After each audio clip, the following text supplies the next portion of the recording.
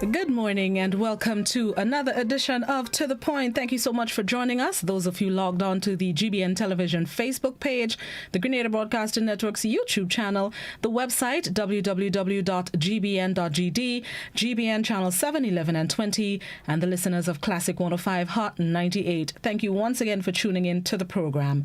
It is Wednesday, and as usual on this day of the week, we facilitate the government or a representative of the government, whether it be the government minister or a statutory body. This morning I have joining us virtually is Minister of Religious Affairs and Education, Emmalin Pierre. Good morning, Mrs. Pierre. Good morning, Blossom. Good morning to you and, of course, all of your viewers and your listeners. Thank you so much for joining us on the program. Appreciate it. My pleasure. We are going to start, let's start with one of the latest developments as it relates to religious affairs. And first of all, let me just apologize if you're unable to see Minister Pierre, what should I say, live and in color. We'll work with the picture that we have at the moment just to facilitate the program this morning. But she's still as pretty as ever. Let's get into the religious part. No problem. Let's get right into the religious part of your responsibilities as it relates to the opening of churches.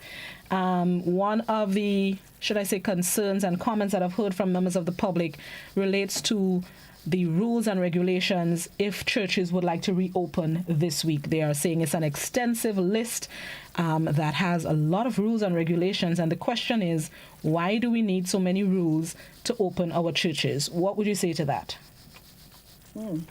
Okay, so that's an excellent question, actually.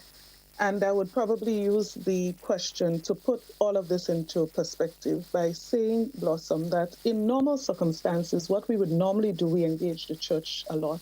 What we would normally do is send out a public announcement inviting all leaders, whichever church, regardless of the number of people in your church, 3, 4, 5, doesn't matter. We come in one central location and we discuss matters, and we do that a lot. Now, in this situation, in the midst of a crisis, in the midst of wanting to accommodate those persons who want to open soonest, we decided that the approach would be that we engage with the head of the Conference of Churches, head of the Alliance of Evangelical Churches, and they consult with the executive and, they get back and give feedback to us. I recall the commencement of that conversation, the concern was raised that we might be rushing the opening of churches. And that concern came from heads of religious organizations and so on. And the thought at that time, we were looking at somewhere around, I believe it was the 17th or the 18th, that week for the opening. And person said, no, this is too much of a rush. We think that we should have enough guidelines in place to ensure that we carefully roll this out, that Grenada does not go backwards in terms of the COVID situation.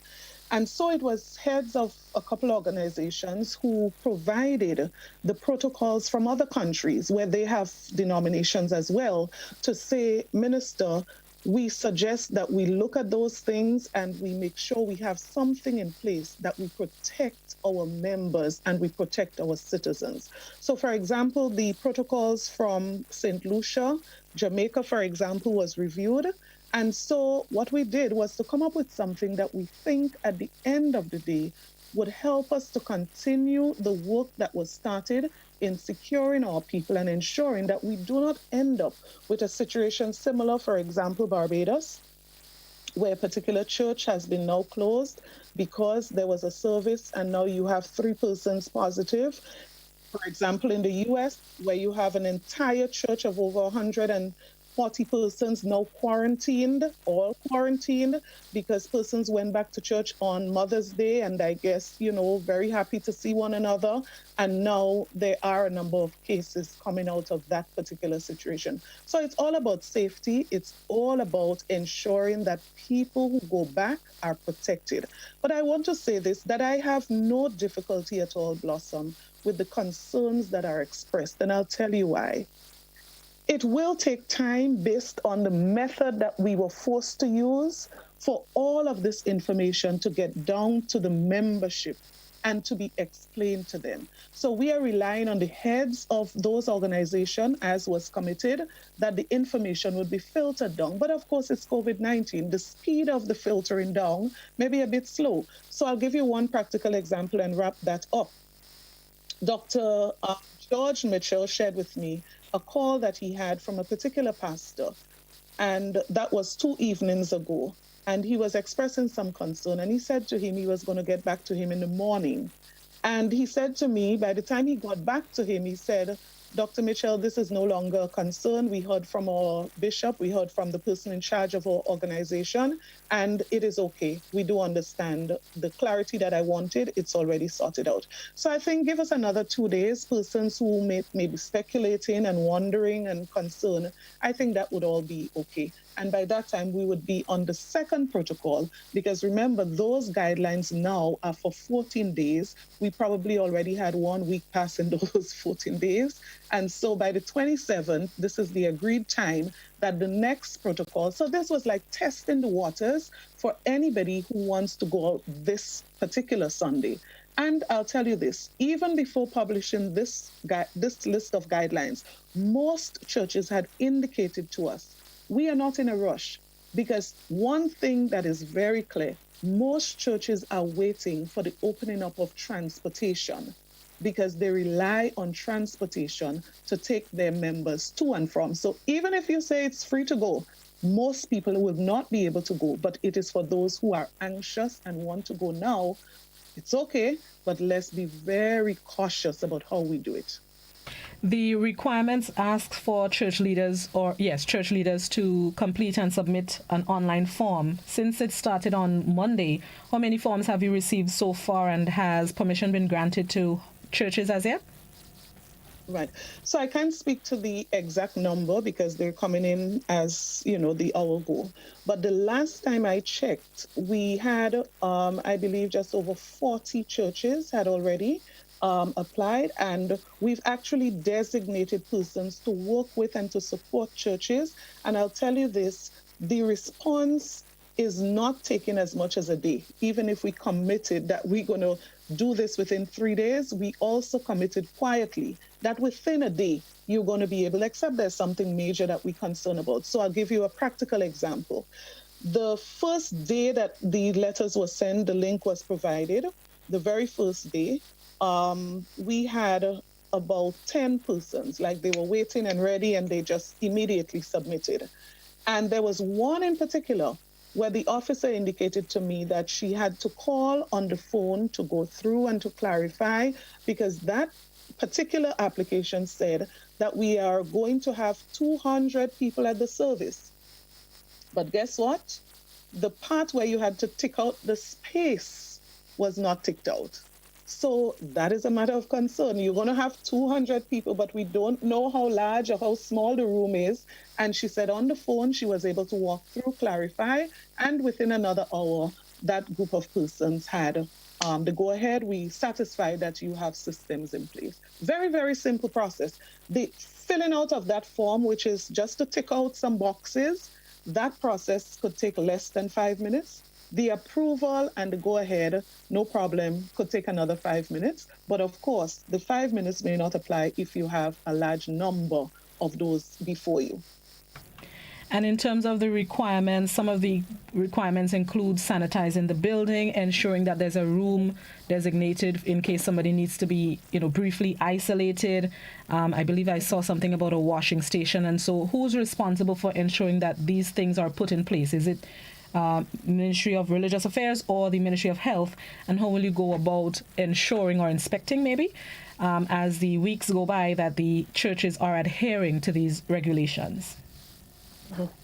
So we were very detailed in some of those things, and guess why? And I always say there's a reason for everything. I mean, people don't get crazy and just... Now, just before we said that churches were to be closed, guess what? People were calling. I've had calls, for example, saying, Minister, the Ministry of Health is saying that we must have running water. We must be able to wash our hands regularly. Could you speak to our pastor because there's no water in our building? Or could you say something? Don't say I call, but please speak to this church because they don't even have soap in the toilets. So that is why we were so specific that when you apply, we want to be comfortable that you are taking care of these people who are going to walk through your doors. That's the purpose of it. So we are saying in Jamaica, for example, Blossom, guess what? Every church had to secure an electronic scanner. Because guess what? They were not making joke with this thing based on their situation. When you walk through the door, we want to take even your temperature to make sure that nobody with a high temperature is coming inside this building to expose others. We said, no, no, no. If you have somebody at the door with hand sanitizer, and as people come in, you put some in their hands and they sanitize their hands, that could work for us for now.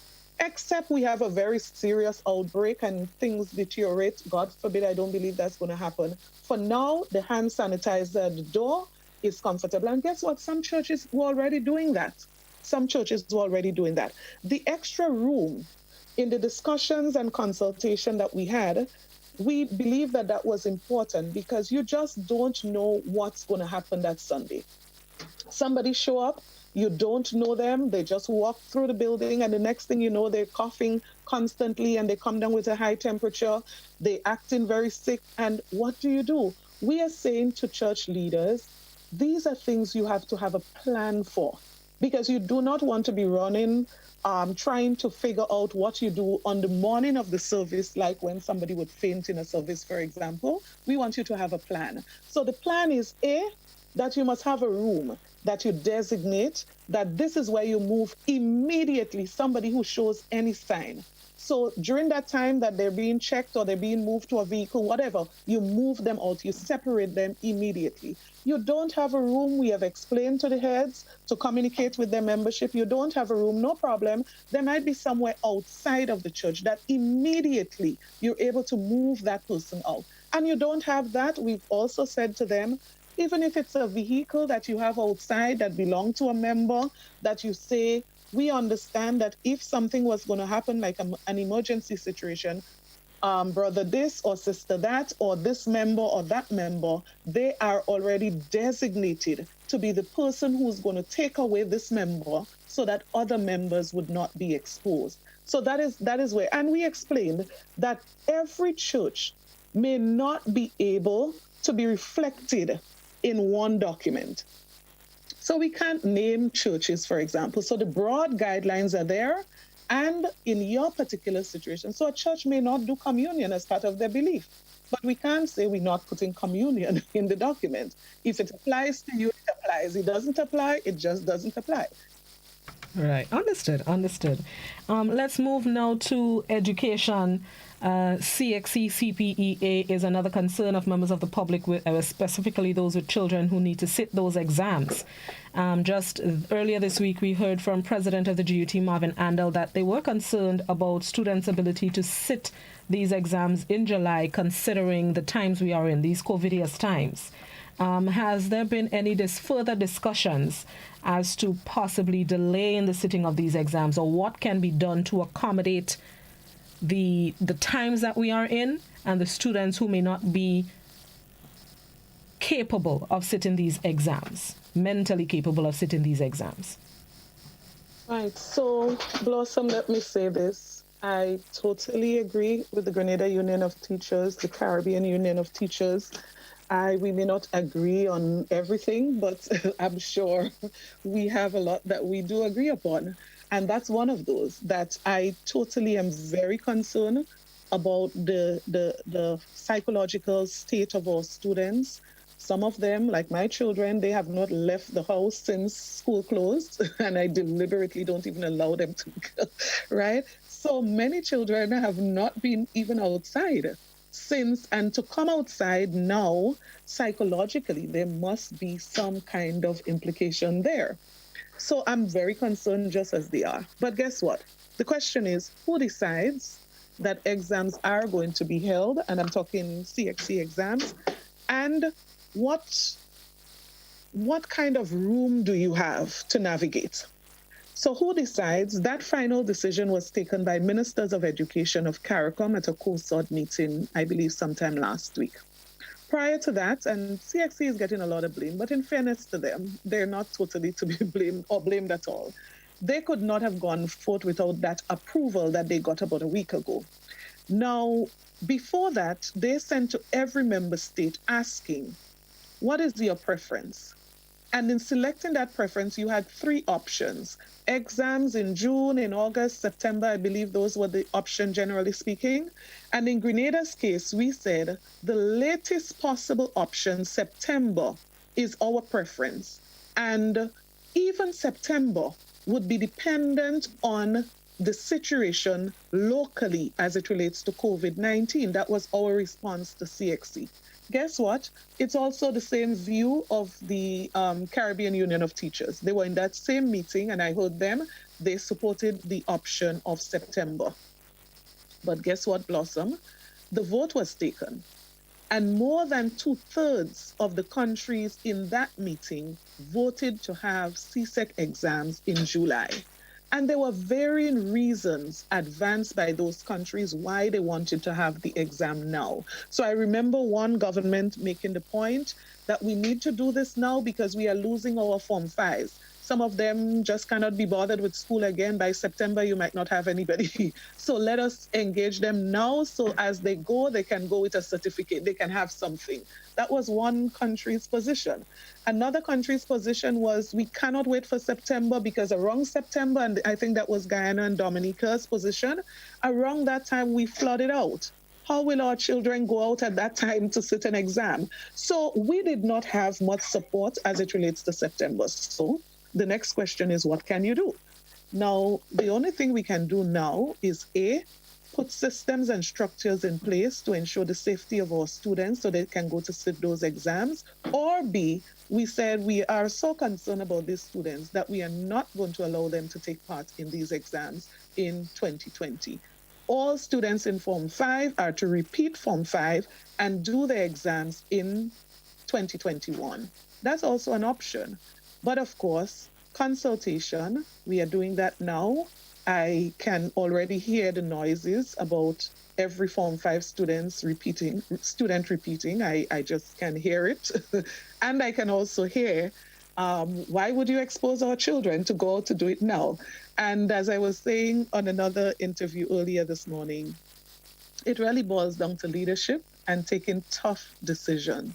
So we are going to listen to the principals, we're going to listen to the union, we are going to listen to officials in the Ministry of Education, and we are going to go with what we believe is the best option. But let me say in advance, Blossom, let us not fool ourselves. Whatever the option turns out to be, there are some who are going to be happy, and there are some who are going to be very sad. So psychologically, I'm preparing myself for that because I would have to be the bearer of bad news for some people.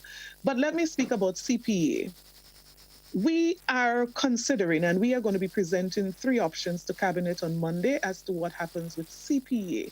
CPA, we believe, is a little bit different. And my personal view, and I can't speak about the general view at this time, is that we should not be putting any child through anything that is not absolutely necessary and is not to their benefit at this time. So when I think about CPA, there's a broader room to wiggle as it relates to CPA. A Form 5 student going out, you want that person to have some certificate to go as you go seeking for a job, as you go on to university, as you go on to college, whatever. In the case of a grade 6 student, you are simply just moving 1 grade upwards. And we believe that a possible option is not to have CPA. By Monday, all of the options would have been presented, discussed, and a final decision taken. And I suspect by Tuesday, Wednesday, we should be informing the general public of our final position on CPA and our final position on those other examinations. So in the absence of the CPEA exams, what avenue would be used or what measuring stick would be used to determine go up or stay here for the CPEA Right. students? Excellent question. Now, remember, there is that component of the exam where you have to present scores to CXC. all of our schools have already submitted their scores for all of our students sitting the exam. So we're in a position now where we can make at least some form of judgment based on the scores that we have that is going to CXC. And as well, remember we have the MCT results from grade 5, which could also give an indication of the performance of the child. And that is why continuous assessment is so very important, in that no child should be subjected to their future being dependent on one exam only, right? And we are moving away from this. We have to change that. Now, that can be used to determine, but guess what? I always like to look ahead of what next. The next thing you're going to hear, because we love positions, right? Who came first, who came second, who's going to this school and who's going to that school. Mm-hmm. So that would be the next thing that we have to deal with. But I prefer to deal with that than to expose our children at this stage. As I said, the final decision, we are still in discussion and we are going to alert the public by Monday or Tuesday. Okay, good. Sounding good. On that note, let's take a break and come back inside. We're speaking with Minister of Religious Affairs and Education, Honorable Emmalin Pierre. We're going to take a quick break and come back inside and field some of the questions that you may have on the various platforms. This is To The Point. We'll be right back.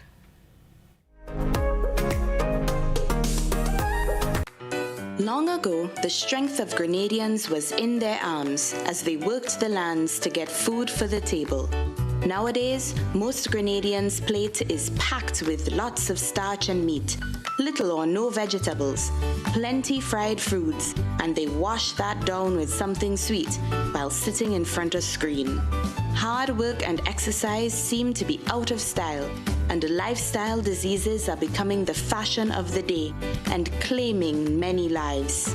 Let's make a change to live longer. Let us grow and enjoy a variety of natural and safe, fresh vegetables and fruits every day.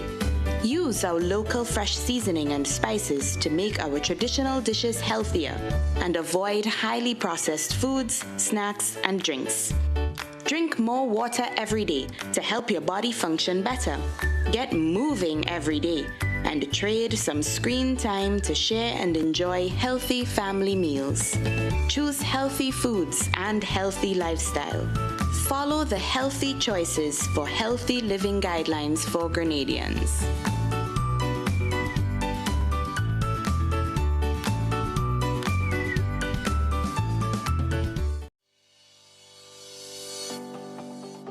One day I woke up and, they painted a set of pedestrian crossing all along the streets. Nobody told us how to use that thing properly. I know how. You're serious? Every safe, good driver knows about these things. As a driver, you have to be very attentive. You're coming up close to a pedestrian cross, you start slowing down immediately, looking to see if there's any pedestrian on the side getting ready to cross. If there is, you stop on the line that is a certain distance before the crosswalk. Then you would see the pedestrian put their hands out, looking directly at you, indicating that they are going to cross. And only when you have come to a complete stop, that is when they will quickly and safely cross to the other side. And then you continue happily on your journey. Stop, look, hand out, eye contact, wait for pedestrian to cross. Then you happily continue on your journey. This message is brought to you by this group of insurance companies, the Traffic Advisory Body, and the Traffic Department. Stomp out careless or intentional bushfires, dead out. Youths, hunters, smokers, let's prevent bushfires. Here's why. Yeah, bushfires. The shoreline's wet, crops should be bushfires. Can lead to food scarcity, threatened biodiversity, cause water shortage, water calamity. Bushfires in watersheds deplete water quality, threaten property, life and security. Bushfires set intentionally, water insanity. Bushfires can cost millions in losses annually and are often caused by careless or intentional actions indictable under the law. Forests are life-giving. Save them. A message from the Point for today's only written messages, numbers, letters, those are the messages we can accommodate. No voice notes, no video call, no YouTube call of the program. Good morning. Good morning, Blossom. I'm to give my fullest support to her because I listened to the story, and she's correct as relates to the education things that you talk about this morning, and I support you because I can't understand. Look at the times that's happening. Look at what's going on, and they could rush these children. And I think I was hearing too about some choice that the people were objecting to. So just call you, one, to say that I'm fully in support of this that you outlined as relation to CXC. All these things that you put in place, yes, it's harsh and it's rough, but I think behind it, all of these churches, I mean, what times are they going to open? Because to open. I think that kind of a sound foolish, but I'm not really knocking you. But again, I support the overall. Thank you very much, caller. Minister? And we need persons to look at the why, the bigger picture, right? Just a comment on CXC and the multiple choice. CXC, well, the vote went regarding a modified version of the exam. So the caller is right. The version for CSEC now, as you know before, used to be paper 1, paper 2, and the SBA. So now it would be only paper 1 and the SBA, meaning only multiple to determine your success in the exam. There's no paper, because most countries were supportive of the modified version without paper 2, because the feeling was that people already under stress make this as simple as they felt that it would make their situation a little bit difficult. But that is past because the decision was already taken. With regards to how we seem to be very knowledgeable of the situation, there are hundreds and hundreds and hundreds of churches, and maybe you could add some more hundreds to that, deliverance center, and that's fine. Now, the problem is we don't, and they meet every Sunday. But the preacher and the person in charge might be in Nigeria. No, we cannot do guidelines only thinking about, as I normally like to say, a big church or cathedral or well-organized church with proper chairs and everything flows smoothly. If we do guidelines, because they are churches, citizens, we are comfortable that people will be protected, even if we say they're making their best effort, because nobody may have it perfect, but they're making their best effort. And that is what it is about. We cannot monitor everybody. We will not be able to send people out to police, but we believe if a pastor or a religious leader, let me just add, what you receive in respect can feel a bit best interest is showing us that it is unpredictable. You still have it. Right? So we have to be cautious. And this is all about, I would say, love for very particular about protecting our people. Heart, according to the word of God, is deceitful above all things and desperately wicked. So we shift our belief from the God of creation, the God who sent his son to die on the cross, and we put it in man that is a fallen nature. And these things. If we say we believe God, then what? Minister? Thank you very much to the caller, and I would say very, very, reasonable question, no problem at all. My devotion this morning, and it was not something I chose, or it really was not a planned devotion. It actually reminded that faith without works, and I mean, it's amazing now that the caller has raised this. And so, in addition, and I am not in the business, or I am not in a situation where I can actually decide that this be now wrongful for me, and I'm sure she's aware of that, for me to judge what is a church and what is not a church. I now have to ensure that those guidelines protect everybody, whether they're going to a Church of Jesus or the church they're going is not a Church of Jesus. That's the basic thing that we are trying to do. All right, let me ask some social media questions. There's a question on WhatsApp that asks... Now, I'm sure that person asking, now, based on what we are proposing, we bring our students who are sitting the exams back to students at St. Joseph's Convent under the tent, post-Ivan. And they were very worried. Would they be able to make it for these exams? And the results did not speak to us coming through a terrible time. So we are resilient, but at the same time, we have to be cautious and we have to be careful. So you are right, that's one option. And we are also going to put on the table the other options. For example, as I said, another option. And as I said, by next week, early next week, we are going to speak to what is the final option that was selected. We're going to consider all opinions, all possible views, because it would be impossible to make everybody happy. Another WhatsApp question, updates on the we were very successful. Every home want to request the device now. But, you know, God works in mysterious ways. And we were able actually we should be able to have a first set. The team is working very hard, things to be documented, find the best possible way for distribution, because what we don't want is, and so we would outline all of that publicly, right? So that plan that is going to be a strange feeling that next to it. Are there schools and his relationship? As a matter of fact, last available to you, whatever training, whatever access, whatever support that you need, we are going to provide that. On the subject of qualification, we have not been able, on the subject of payment of salaries, you should have staff and have a registry. The other thing is, again, I want to ask the government, how could you say that Grenada is a Christian society when on Sunday morning it is young men the permission to do that whilst people in session having mass, having services? It is, I cannot see, and it's a jab country. I would want to say too.